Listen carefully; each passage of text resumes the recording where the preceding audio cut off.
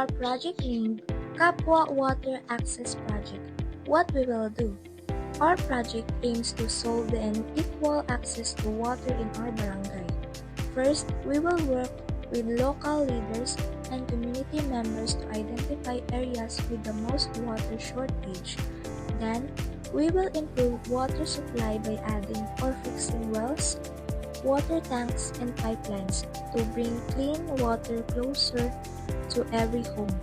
We will also teach families how to save and use water wisely and keep the water sources clean and safe.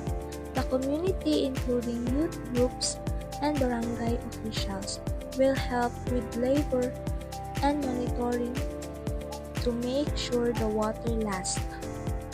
Here's the detailed plan. Assessment and data gathering.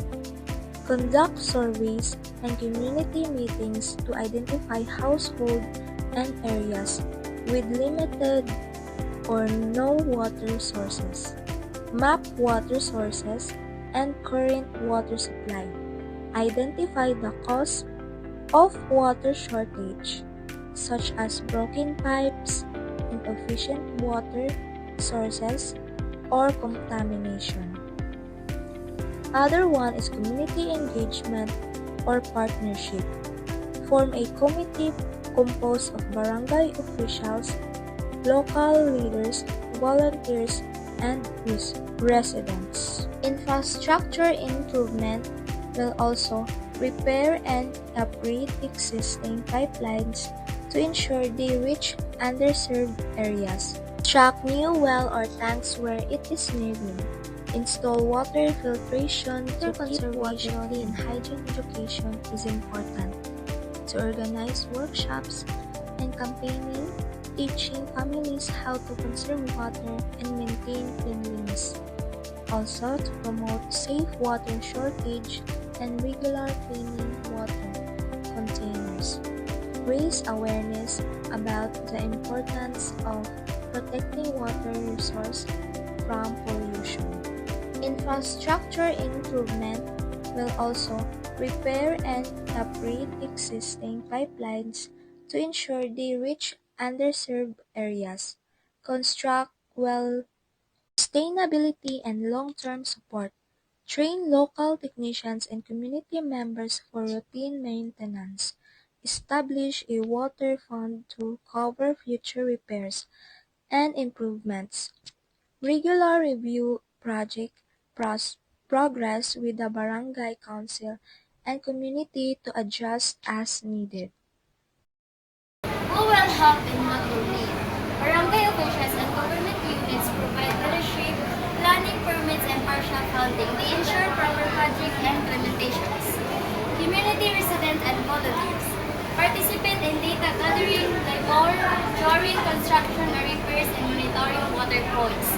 They also provide feedback to maintain the project. Ang mga barangay official o government kuno kay mutabang o pagplano, pag-organize o paghatag sa suporta sa proyekto. Our hope for the community. Our hope for the community through the Kapwa Water Access Project is to being positive and lasting change for ensuring that everyone has fair access to clean and safe water. We want families to no longer struggle with fetching water from far places, which takes a lot of time and energy, especially for the elderly and children. Kani ang project kay makahelp siya sa isa ka community kay di ba ang mga tao ang ubang tao ga fetch lang sila og kanang tubig sa layo nga lugar or ga kuha na sila og kanang tubig sa ulan. So kanino project makatabang sa community kay pwede na sila maka-access near their area or nara sa ilahang balay. Tapos kani siya makasure gid ka nga healthy na siya nga water kay dili na siya gikan sa kanang bisan asa lang nga area. This will improve health by reducing waterborne diseases and support better living and can additions the community will spend less time on water collecting and more on productive activities and education. Our project helps individual na kuan hinlo ang among water, then safe po siya sa kuan mainom, para sa pag-cook or everything pa by reducing po sa mga disease as kung mag-drink mo ani, di ba kay kung dirty ang Lang. Go. Go. kay kung dirty ang water na imong mainom kay na makuan man jud nimo ang disease ana, which is maka-cause of mga sakit-sakit or makuan ang imong mga panit. Then this project helps students to work together. So ang One, two, three, go. So, this project will help the certain community pod. So, dili na sila through pod ani nga project, dili na pod mag-away-away ang mga tao kay tungod maka-access na sila sa water o kuan na sila iya-iya nga kuan water. Government agencies. They provide technical supports, fundings, and expertise.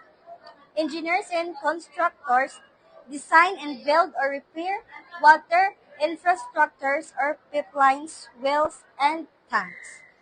NGOs and funding partners may provide additional financial, technical, and educational support for sustainable water supply.